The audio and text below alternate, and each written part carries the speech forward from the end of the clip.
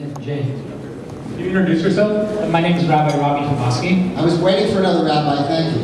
But now you had No, actually. thank you for this evening. You know, as a community, one of the core needs is obviously education. The Jewish Journal has written much about it. The LA Times has written about it. And we have the Bureau of Jewish, the BJE in town, Dr. Gofrath and Ness are doing wonderful things. In your vision, how do you see bolstering, working with the BJE or other initiatives that can help this funding crisis and getting more students into the Jewish educational system? Well, we have I think we have to recognize the fact that we have, again, multiple audiences. And 80% of the people, I'm going to use Dr. Bubas's number, 80% are unaffiliated. That means those 80% of young people are probably not having any kind of Jewish education. So one goal we need to have is engaging those young people in a Jewish education of some sort.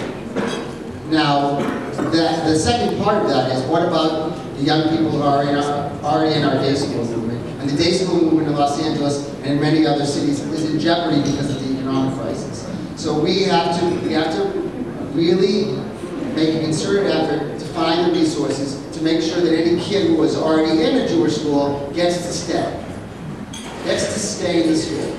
And that those who are unable to get there, again, I think we have to address as a community the high cost of being Jewish. The high cost of day school education, Hebrew school education, synagogue affiliation. How do we deal with it? So we have to, back to my relationship issue, we have to have a relationship with the schools and with the synagogues where we can talk honestly about how do we do this? You know, how do we engage those individuals in a meaningful way where they don't have to worry about whether they can pay tuition bills? It's a big question, it's a big challenge, and with limited resources, we have to tackle it. But right now, I don't think, even though we're investing a tremendous amount of money, I don't think we're tackling the core issues. Okay, I want a quick commercial. Speaking of making the most of your limited resources, I want to introduce somebody very important. Back there is Steve Karish, who's the advertising director of the Jewish Journal. Steve was 14 years with the New York Times, and he knows how to make the most of your limited resources. Okay, back to the program. Can I pay not to have my picture in the Jewish Journal? Hi, Jay. This is Moshe Ben Zakan, Rabbi Ben Zakan. And Ephraim is a member of my community. And there are a lot of people here who are members of the community in Beverly Hills. Is Ephraim coming to services religiously? Correct. Absolutely. Is there anything I can do to help you with Ephraim? No. Because I might not be able to save the community tonight, but I can certainly save Ephraim. I just would like to extend an invitation to you to come to the synagogue. And I would like to see that the Federation really gets involved. When we spoke about the synagogues, that the executive director of the Federation should visit synagogues, speak to them, and make people aware that not only that you exist, what you do, and what it's all about the Federation. And people just need to hear it, that's it. I welcome your invitation. I plan to be at every synagogue in the city at some point during the next few years. And frankly, to sit in the back row just as much as standing on the pulpit, because I enjoy, one of my hobbies is visiting synagogues. I have an avocation, some people know. Until today, I can honestly say I've retired from one of my side jobs. For the last 3 years, I was involved in putting a list together of the 50 most influential rabbis in America that was in Newsweek magazine. I have retired. As far as I'm concerned, every rabbi in Los Angeles is one of the top 50. Another question.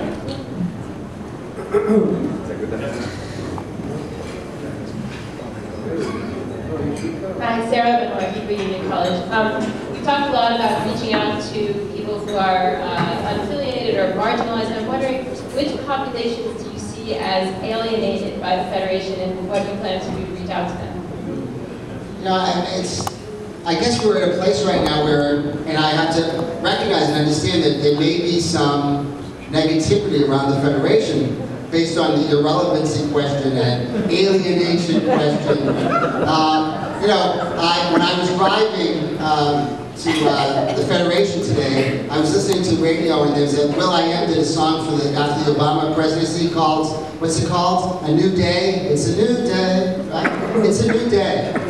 Nobody's alienated. alienated. I haven't met one alienated person. I feel everybody that's coming up to me is coming up to me with goodwill, with hope, not to steal Barack's word hope, but I think that if we do the kind of work that we're going to do going forward, we blow the doors open of 6505 and the West Valley, I think that people are going to see it different. It's a different day, and so I'd rather stress the positive. You know, I look around this room. There's some of the most important, exciting Jewish leaders in the community here. It's really extraordinary to me that you're all here. I'm deeply appreciative of that. I think that there's a wealth of talent and passion in this community. Now, many of you probably feel like you haven't been engaged in the Federation world. I'm going to change that. Everybody in this room, as far as I'm concerned, when you walked into this room, you committed to help me. You did. You committed to help me. Otherwise, Donna, you committed to help me as well. By the way, when I talk, people should recognize that I will pull people out of the audience and embarrass them. That's why I don't use the podium. But everybody here is going to be, I'm going to call you, I'm going to see you, you're going to come up to me, you're going to have an idea. You know, when I spoke to the entire staff of the Federation, I said, I'm going to put a box out of my office for new ideas. I have to tell you something, that's not something that's been welcomed over the last, decades of the Federation. New ideas from anyone. It could be you, it could even be Irwin Field in the back. Anybody that has a new idea, we got to be open to it because it's a new day. Yes.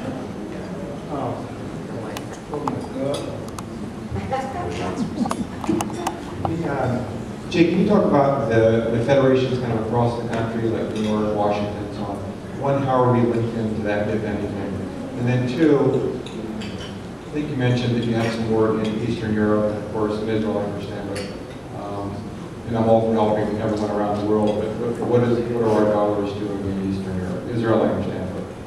Well, I mean, I think one of the most important Jewish values is tikkun olam. And I said this to me the other day.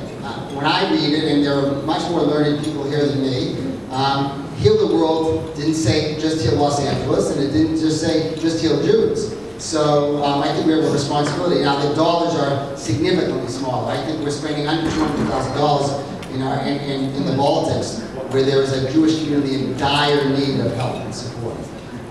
Where I think we maybe need to do more. Relative to our relationship in the community, well, that's another one of the relationship challenges I face. Los Angeles has recently turned a page on the relationship that we have with the national and international agencies. We're looking at what's the value proposition for us.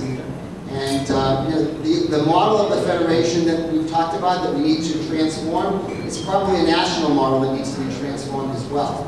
And so we are part of the larger community nationally. We're the second largest Jewish community in America. So we sit at the table of the large city executives of the Federations of North America. We're still a major contributor to JAFE, to the Jewish Agency, and to the Joint Distribution Committee. And we are giving them funds. But we have, in the last few years, taken a look at where those funds are going to make sure that they're indeed the kind of investments we want to make. And so that's an ongoing conversation that we're sitting at the table with, trying to figure out, just as LA has to transform, the national and international systems have to transform as well. The issues that the Joint faces today are not the issues that the Joint faced 20 years ago either. So I think we're sitting at the front lines of that, trying to help them understand that LA may have different issues than New York and Chicago do. But we have to reevaluate all these relationships as we move forward. Yeah.